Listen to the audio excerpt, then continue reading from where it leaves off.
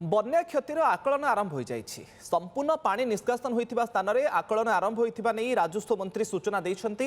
कृषि और राजस्व विभाग कर्मचारी क्षयक्षति आकलन रे नियोजित थिबा कहिसन्ति। संपूर्ण घर भांगिथिले 1,20,000 टंका पर्यंत मिलिबो। जदि आंशिक कच्चा घर भांगिछि तेबे 4,000 टंका एवं कुड़िया भांगिथिले मिलिबो 8,000 टंकार सहायता। सेपरि फसल हानि पई हेक्टर पिछा 8,500 टंका मिलिबो।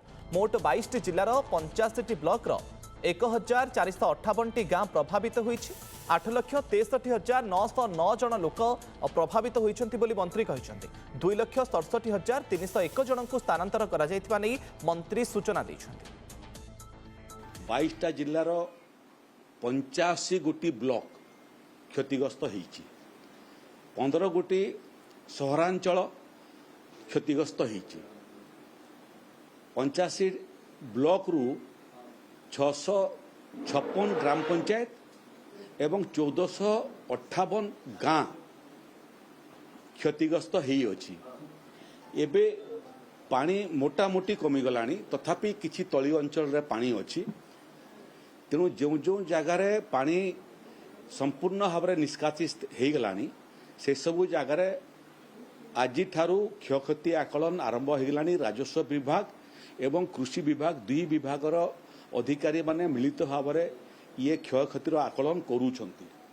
एसडीआरएफ नॉर्म अनुसार आमे घर क्षतिर मध्य क्षतिपूरण दौचु।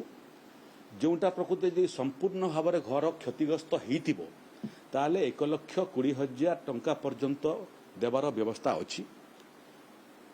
आंशिक भाव में यदि पक्का घर क्षतिग्रस्त होइथिबो ताहले 6,500 टंका घर पिछा। जदि कच्चा घर क्षतिग्रस्त होइथिबो आंशिक भाव में तार पई 4,000 टंका लेखा। कुड़िया घर जदि क्षतिग्रस्त होइथिबो 8,000 टंका एवं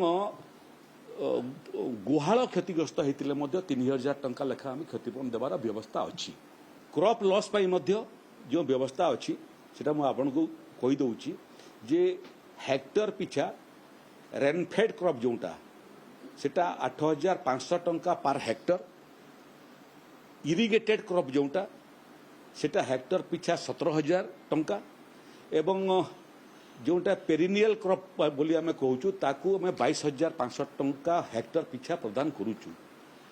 एथिरे मोटामोटी जो आंशिक रिपोर्ट रो प्रोविजनल रिपोर्ट आम पाखे हस्तगत होइछि।